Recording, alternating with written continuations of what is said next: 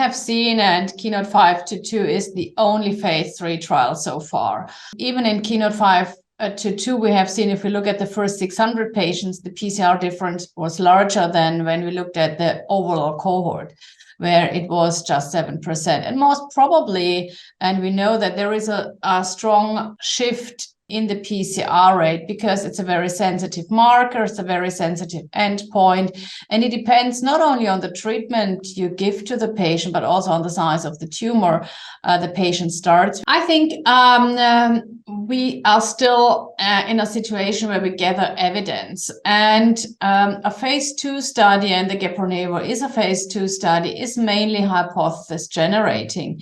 And the hypothesis the study generated is the PCR increase, it is the same range as the complete Keynote 522 study, is probably less important in the light of an immune therapy treatment.